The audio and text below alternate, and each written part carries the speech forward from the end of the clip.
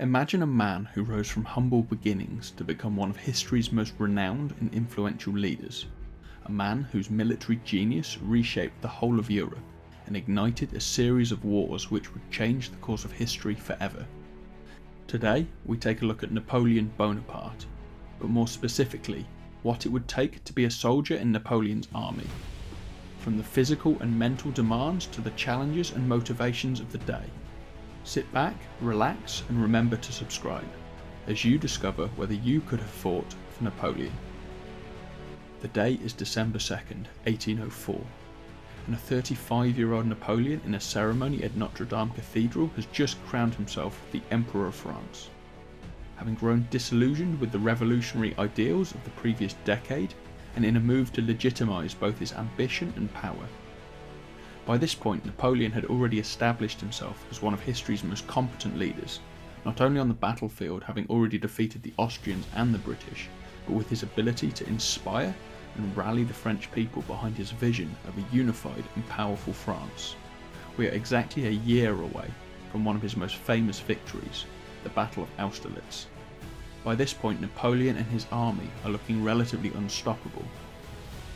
In a day where warfare was grueling and challenging, where cannons and muskets were the norm, and where battles were bloody, joining the army was not something for the faint-hearted, and required an exceptional courage and skill which is rarely seen in the modern age. Fortunately for you though, if you were French, that wasn't a decision that you had to make. Napoleon was a big fan of conscription, and so whether you liked it or not, when you turned 20 it would typically mean serving in the army for a period of 5 years, an army which was predominantly French, but also came to be made up of soldiers from the territories he'd previously conquered. As you go about your daily life, perhaps working in the fields or helping with your family business, a messenger appears, bearing a rather official-looking document. You take hold of the letter, and with your heart trembling and hands racing, you find a quiet spot to go and read it. The letter begins with a formal address and ends with a call to arms, outlining any consequences you may face should you refuse, and it's at this point the initial shock and fear sink in. You know you're going to war. You're met, however, with a small flicker of pride.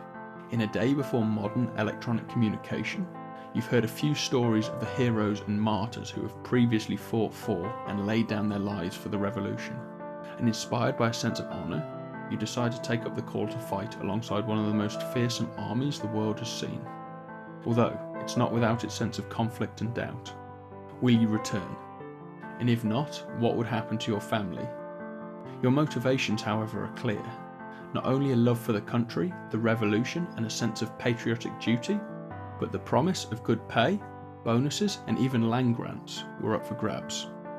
And ultimately, at a time of great upheaval, the prospect of joining the military meant a stable wage, and perhaps even satisfied that inbuilt desire for adventure, providing the opportunity of going to fight in a new and distant land. Training for war in the early 1800s was a tough endeavour, and upon enlisting in the army, you would be put through a demanding training regime to assess and build up your physical fitness and psychological toughness. Soldiers would be required to march for as many as 25 miles each day, carrying heavy equipment, and discipline was paramount. You wouldn't only be expected to have that level of stamina, but also to build the core strength necessary for close quarters combat. On top of your physical fitness training, you would most likely receive a Charleville musket, and would be expected to use it effectively, aiming to fire up to 3 or 4 shots per minute, and comfortably use the bayonet for thrusting, parrying and blocking in close engagements. Provided you didn't need specialist training for something like cavalry or artillery, the final part would be tactical and drill training, learning the various formations and manoeuvres used on the battlefield. Everything from forming columns for rapid movement, squares to counter enemy cavalry, as well as musket volleys and bayonet charges, to name a few. Due to the speed and intensity of the fighting during Napoleon's campaigns, troops were often very mobile, and training would often take place during real combat. But provided you had some time to prepare beforehand, you would now be ready for a life-on campaign. We've already covered how much marching you would have to be doing, but all that exercise needs to be sustained, which brings us on to what you'll be eating. Typical rations for a soldier of the time would be about 1.5 pounds of bread and about half a pound of salted meat per day, along with things such as beans, peas, lentils and potentially some rice or flour. Fresh meat and veg were a luxury and often avoided due to the difficulty in keeping them fresh, especially when trying to mobilise an army. As a result, you would have to rely on getting these essential nutrients by living off the land itself, gathering fruits and vegetables, and hunting for game, or simply seizing the supplies from one of the local villages you captured. On top of that, the living conditions weren't known to be great. In all likelihood, unless you were a general, you wouldn't be issued a tent, and would be expected to use makeshift shelters, or simply sleep huddled together with the other soldiers in your coats under the stars. Which might sound nice, but the weather conditions ranged from the searing summer heat found in the south, all the way to the cold Russian winters, where the temperatures would drop below -30 degrees Celsius, or -22 Fahrenheit for our American friends. Another thing to note was the sanitation in the camps wouldn't be the best, and this led to the spread of diseases such as dysentery, typhus and pneumonia. In fact, it wasn't uncommon to lose more men to disease than to battle wounds. The harsh conditions, coupled with inadequate clothing and quite often homesickness from isolation, did quite a number on the morale. As a result, soldiers would need to form close bonds through shared hardship, and camaraderie became a significant morale booster, with soldiers playing games, swapping stories and singing songs whenever possible. Not only that, but often Napoleon himself would visit the troops to inspire a greater sense of purpose amongst the army. What do you think? After everything we've talked about so far, do you think it's something you'd be able to deal with? Hold that thought, because we haven't even got to the fighting bit yet. The reality of combat isn't really something that can be captured, and is more something that must be experienced.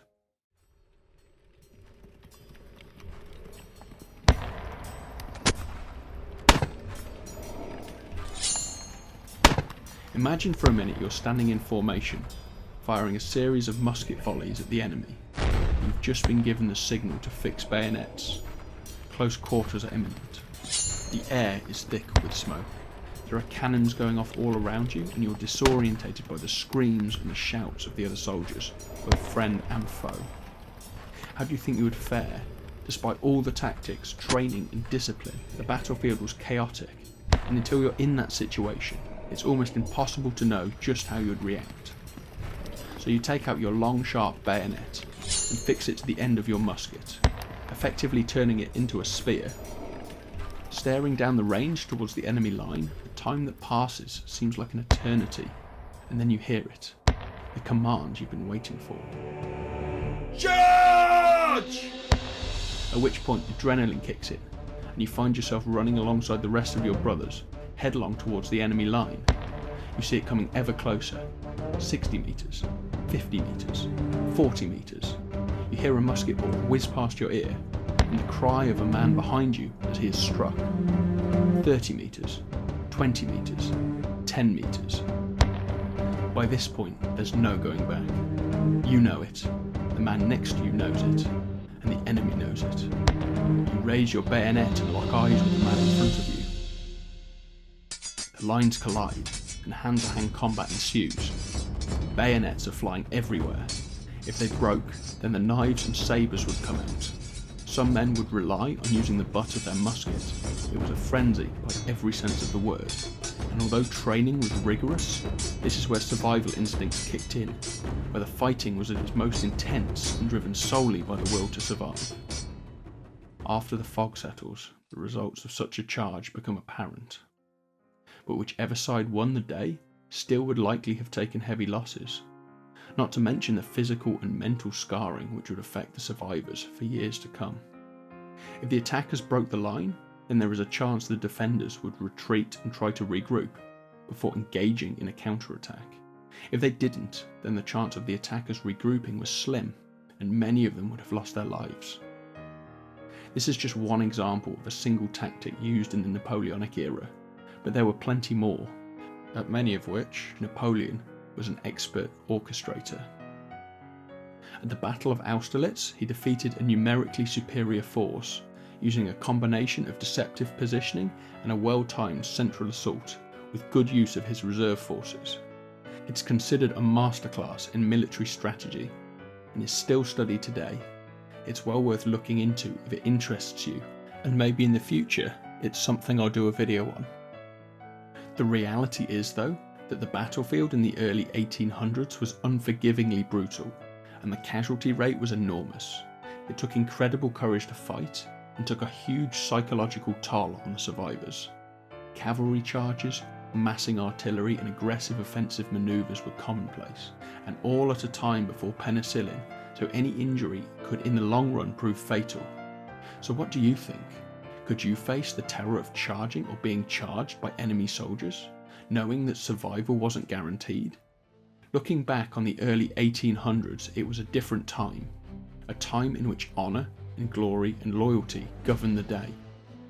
Life was more difficult in many ways, but as a result, people adapted to the circumstances they were dealt. A leader had the power to make or break a nation, and a good leader is able to inspire, uplift and motivate. At the end of the day though, war will always be war, and the conflicts since have been no less brutal. In fact, the advancement in technology has led to many more deaths.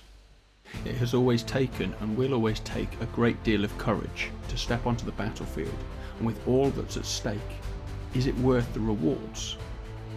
To this day, Napoleon himself evokes mixed reactions, and depending on who you ask, you'll get a different answer as to the kind of character he was. Was he a military genius, or an aggressive conqueror, a hero, or a villain? I'll let you decide. But after all of this, the only question that remains is, could you fight for Napoleon? Thanks for watching. I hope you enjoyed the video. Please remember to like and subscribe for more, and I'm looking forward to seeing you next time.